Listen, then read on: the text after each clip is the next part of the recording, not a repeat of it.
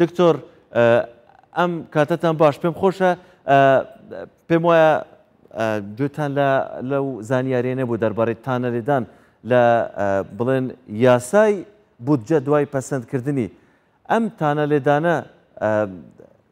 پێتان وایە بۆ نمونەگە حکوومەتی هەرێمی کوردستان ئەو برگانە لە بەرژەوەندی ئەودانە بن بتوانێت تانە لێ بدات و لە بەرژەوەندی ئەودا یەکلا بکرێتەوە یان نا؟ بەڵێ زۆر سپاس بە ئەو دەرفەتە سڵاو بۆ ئێوە بینەرانی کوردستان 24 ڕاستیدا پێشەوەی وەڵامی پرسیارەکە بدەمەوە ئاشکرا کە ئێستا بابەتی بوجە بابەتێکی گەرمەگوورە لە پەرلەمانی عێراق و ئەوەی گرنگە تا چەند بتوانن بودجەی خەڵکی هەرێمی کوردستان وەکو خۆی کە بەرمەبنای هەردوو ئیتفاقەکەی نێوان حکوومەتی هەرێم و حکوومەتی فیدراڵە هەم لە ڕووی بودجە هەم لە ڕووی نەفتەوە وەکو خۆی جێبەجێ بکرێت. سەبارەت بەو پرسیارەی بەڕێستان کە ئەگەر هات و ئەم بودجەیە تێپەڕێنرا و پەسەند کرا و هەروەها ئەم بودجە بەدلی حکوومەتی هەرێمی کوردستان نەبوو و بەدلی نوێنەرانی حکوومەتی هەرێم نەبوو تا چەند دەتوانێت تانە لە بڕیارێکی وەکو خۆشت ئاماژەت پێدا هەم پەیڕەوی دادگای فیدراڵی مادەی 22 هەم مادەی 19 تاکید لەوە دەکاتەوە کە لە دوای دەرچوونی هەر یاسایەک لە ماوەی مانگێکدا مافی تانەدان دەدێتە ئەو لانەی کە تانەی هەیە لەسەر بڕیاری یاسایەکە. بۆ لەم بوارەوە طبعاً ئەگەر هەر برگەیەک زیاد کرا لە بودجەی عێراقدا بە تایبەتی کە کاریگەری نەرێنی هەبێ بەسەر بودجەی هەرێمی کوردستان حکوومەتی هەرێمی کوردستانەوە من پێم وایە ئەم مافەی هەیە پەرلەمان بە پێی مادەی 62 بەڵام وەکو باسیشتان کرد نابێت کارێک بکات لیژنەی دارایی پەرلەمانی عێراق کارێک بکات ناکۆک بێت لەگەڵ ئەو ڕەشنووسە بودجەیە کە لە حکوومەتی فیدراڵەوە دەچێتە ناو پەرلەمانی عێراقەوە ئەگەر هاتو کارێکی لەو شێوەیە کرد ئەو کات مافی حکوومەتی فیدراڵ حکوومەتی هەرێمە وافی نوێنەرانی هەرێمە لە پەرلەمانی فیدراڵ تانە لە بڕیاری دادگا بدەن بۆ ئەوەی ئەم بڕیارە پێداچوونەوەی بکرێت بۆیە ئەم بڕیارە یاخۆ بڵێن ڕێگری لەم بڕیارە بکرێت بۆیە لە ڕووی قانونیەوە هەم لە ڕووی دەستوریشەوە ینی مەسەلەن مادەی سێزدەی ئەم دەستورە سەنەدێکی یاسایی بە پەرلەمانیش دەبەخسێ بە یاساکانی پەرلەمانیش دەبەستێ هەروە ئەم مادەیە دەستور بە لایانی باڵا دادەنێت لە عێراقدا بۆیە کارێک پێچەوانەی دەستور بێ مافی وەکو بڵێ مافی تانە دەکرێت لەلایەن دادگای باڵای فیدراڵی عێراقەوە تانەی لێ بدرێت و هەروەها دادگا دەکرێت ئەم بڕیارە ڕێگری لە کارێکی لەو شێوەیە بکات. دکتۆر مادام من هەر ئەو وەڵامەم دەویست بۆی بتوانم ئەم پرسیارە بکەم مادام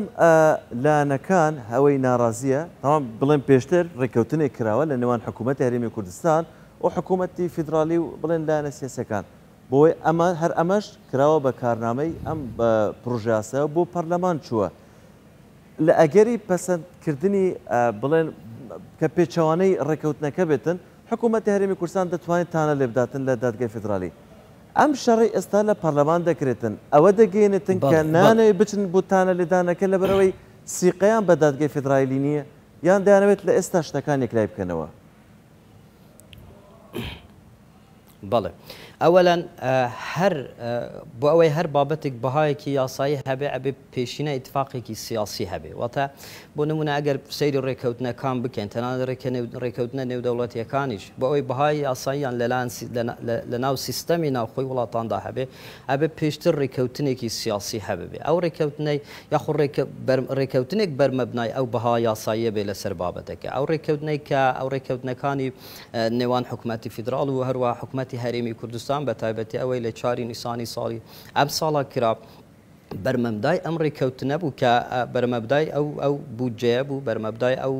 پرسی نەفت بوو ببوورە پرسی نەفت بوو طبعاً ئەگەر بێت و کارێک پێچەوانەی ئەم ڕێککەوتنە بێت بە هیچ باەکی یاسایی نابێت و بەڵکو بە پێشلکردنێکی زەقی یاساییشدا دەندرێت چونکە ئەم ڕێککەوتنامەی کە کراش ببوورە ئەو ڕێککەوتنامەی کە کراش طبعاً بە پشتبەستن بە لایەنی دەستوریەکە ئەم ڕێککەوتنامە کرایە لە بینیکە لە بینی دوو جهەتی ڕسمی کە دوولانی سەرەکی ناو دەوڵەتی عراقن بە پێی دەستور یعنی ئەم دوولانە لایانی فەرمی ناو دەوڵەتی عراقن بۆیە ئەگەر هات و کارێکی لەو شێ لە پەرلەمان کرا و تێپەڕێنرا بەبێ ڕێچاوکردنی ڕێکەوتنەکانی نێوان هەردوو حکوومەت ئەمە هیچ بەهایەکی قانونی نابێت و هەروە ئەستن کاریگەریەکی قانونی نابێت لەو بابەتە لەو بابەتەش ئەو کات مافی حکوومەتی هەرێمە تانە بدات لە کارێکی لەو شێوە لەبەر ئەوەی ئەم بابەتە پێشیلکردنی ئەو ڕێکەوتنامەیە کە دەبێتە ئەساسێک بۆ بەهایەکی قانونی سەر ئەو مەوزوعە کە بابەتی نەفتە بابەتی بودجێ وەکو ئێستا کە لە پەرلەماندا مناقشەیەکی زۆری لەسەرە. باشە بڵێن شرۆڤەکاران و شارەزایان تەنانەت بەشێک لە پەرلەمانتارەکانیش باستەوە دەکەن بەشێک لەم گۆڕانکاریانە بۆمبی تەوقیتکراون بۆ حکوومەتی هەرێمی کوردستان دانراون. حکوومەتی هەرێمی کوردستان پێویستە چۆن خۆی ئامادە بکات و بۆ ئەوی لێزانانە بتوانێت مامەڵە لەگەڵ ئەم بۆمبە تەوقیتکراوانە بکاتن. بەڵێ ئەمە بەشێکی ڕاستە بەشێکیشی ڕەنگە وەکو بڵێ خوێندنەوەیەکی تری بۆ بکرێت ئەگەر بێت و ئەو ڕێکەوتنەی لە بینی هەردوو حکوومەت کرایە بنەمایەک بێت بۆ بودجە بە تایبەتی بۆ بودجێ حکوومەتی هەرێمی کوردستان ئەمە وەکو بڵێ پێشتر قسەی لەسەر کراوە و کاری لەسەر کراوە هەم لە ڕووی یاساییەوە هەم لە ڕووی سیاسیەوە دەکرێت بە بۆمبێکی تەوقیت کراو دانەندرێ ببورن. بەڵام ئەگەر بێت و لیژنەی دارایی چکە لیژنەی دارایی وەکو گوتم دەکرێت بە پاساوی دەستوری دەستکاری هەندێک ببورن هەندێک مادە بکە ینی لەم بودجەیەدا بەڵام نابێت ناکۆک بێت لەگەڵ چ لەگەڵ ئەو پرۆژەیە کە حکوومەت ناردیەتی ناکرێت کارێک بکات کە وەکو بڵێ ئەو بود لەسەر ئەو بودجەیە کە بە پێچوانەی ئەو ڕێژنووسی پرۆژەیە کە حکوومەت ناردوێتی لەو حاڵەتەدا بوومبەکە لەوە دەست پێ بکە ئەگەر دەستکاری چ ئەو ڕەشنووسە بکەن بە تایبەتی ئەوەی کە پەیوەستە بە بودجەی حکوومەتی هەرێمی کوردستانە بچن ئەو بابەتە وا تێپەڕێندرێت کە لە ئەهمیەتی بودجێ خەڵکی هەرێمی کوردستان کەم بکەنەوە بۆ ئەمە بەسەش چ گرنگە بکرێت ینی بۆ ئەوەی ڕێگە لەم بوومبانە بگرێ بەڕاستی ئێکەم جار پێویستە کە یەکگرتووی یەکڕێزی هەبێت لە نێو لاەنە سیاسەکە لاەنە کوردەکان لە پەرلەمانی عراق بەڕاستی پەرتەوازەی لاەنە کوردەکان ڕەنگە ئەوەی بەڕێزت باز بکەێت بەڵێ بوومبە ڕەنگە وا تێپەڕێندرێت ئەمە خاڵی دووەم وەک هەمیشەکە من پێم وایە ئەوەی کە ئێستا تا ئێرە هاتووە هەولی حکوومەتی هەرێمی کوردستان بە ینی بەپێ ئەو پەیوەندیانە ئەو تەلەفۆنانەیەکی کردێتی ڕێگەی لە بابەتێکی لەم شێوەیە کردو چکە ئەگەر دەبینین ئەدای بەشێکی لە نوێنەرەکانی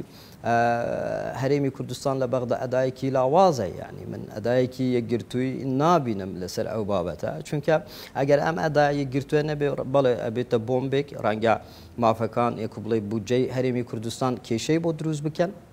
بەڵام ئەوەی زۆر گرنگە یەکلایەنی یاخو بڵێن یەکڕێزی لاەنە کوردەکان یەک هاوبەشی و هاوکاری لاەنە کوردەکان لە پەرلەمانی عراق لەسەر ئەم بابەتە دیوێکی تریشی پەیوەستە بەوەی کە تا چەند وەکو بڵێ بودجێ ئەو بەشەی کە بۆ هەرێمی کوردستان دیاری کراوە وەکو خۆی جێبەجێ بکرێت مەسەلەن بۆ نمونە ئەوەی کە کراوە لە مادەی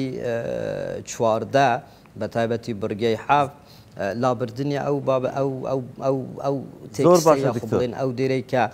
ماوەی مانگێکی دانراوە بۆ ئەوەی کێشەکانی نێوان ئەگەر کێشەکانی نێوان هەردوو حکوومەت چارەسەر نەکرێت ئەوە یەکسەر بودجە ببڕدێت یعنی ئەمە ناچێتە هیچ قاڵ بێکەوە ئەوە سەدان ساڵە کێشەکانی نێوان هەرێمی کوردستان و بەغدا چارەسەر نەکرێت بە مانگێک چارەسەر دەکرێت ئەمە هیچ ئەهمێتێکی وەکو بڵێ دەستوری نیە ئەحمەتێکی یاسایی نیە جگەلەوەی کە من پێم وایە بۆمبێکە بربەستێکە لە بەردەم بودجەی هەرێمی کوردستان دانراوە واتە هیچ پاساوێکی قانونیەوە دەستوریش نییە ینی تۆ بێ مانگێک دانێ بۆ چارەسەرکردنی کێشەکان. زۆر سپاس بەڕێز دکتۆر سانع شێروانی مامۆستای زانکۆ شارەزای دەستور لە سۆرانەوە لەگەڵمان بوون.